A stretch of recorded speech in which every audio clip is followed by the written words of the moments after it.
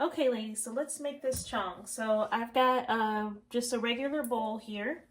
The first thing I'm going to do is I am going to chop up these apples that I have washed and dried. And I'm going to try to chop them up in uniform pieces.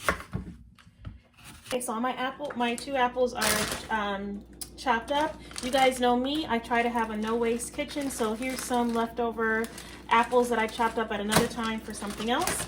I'm going to go ahead and put these cores in this bag and put them in the freezer. And I use this for tea and mostly for tea. I use this for tea. Okay, next you're going to go ahead and you're going to get your food scale. You have to have the same amount of fruit and sweetener. So for this particular one, I'm going to use sugar, and some other ones I'll make today, I'll use honey. So turn your scale on. Make sure to zero it out. Okay.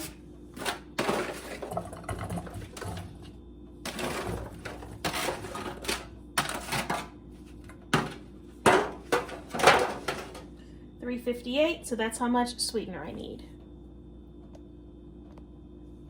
Okay, so now we're going to go ahead and measure out the sugar.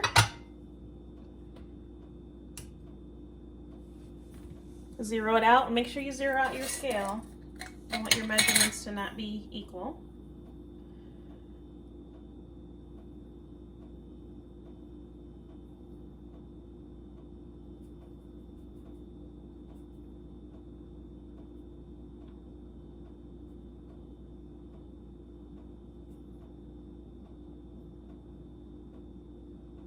Okay, 358 exactly.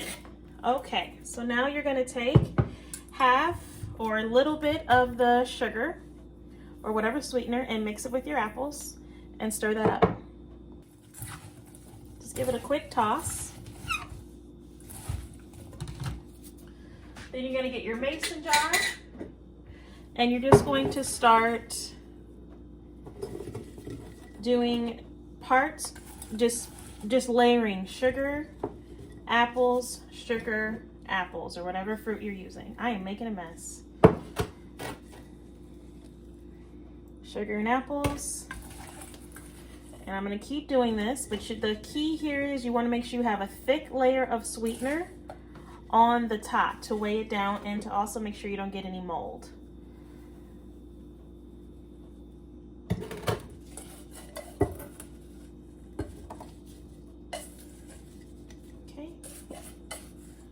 Two apples fill up this jar. I'm going to go ahead and push it down. I have a good amount of sugar here. I'm going to go ahead and put all of this on top to weigh it down.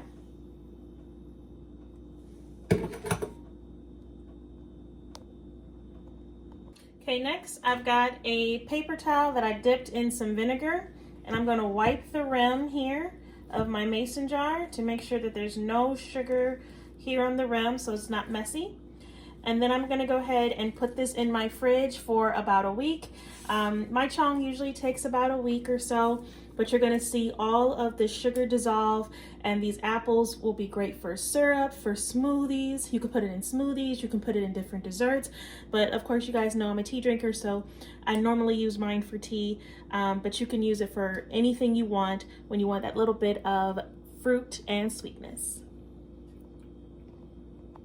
So I'm actually about to use this chong. This is the last bit that I have left right now. As you can see, all of the sugar has dissolved and it's left with this very flavorful syrup. I really love this. So this is what it will look like. Of course, it will be the big mason jar that you just saw me make on camera. Okay, so I'm gonna try something different. So I love apples, so I usually do apple chong, but today I'm gonna try some blueberry. I found these blueberries today on sale at the store. So I'm gonna try to make a blueberry apple chong. And I'm planning on using this with like a lemon tea. I think blueberries and lemons go great together with the little henna apple. I think it would just be really good. And I'm going to make this with honey instead. And I think that'll be super healthy, especially since it's wintertime. So first thing I'm going to do, I'm going to put my blueberries in here and I'm going to wash them with some baking soda water, and I'll be right back. So unfortunately my camera died, but this is what I made. This was my first time using clementines, so I will do a review video for you all.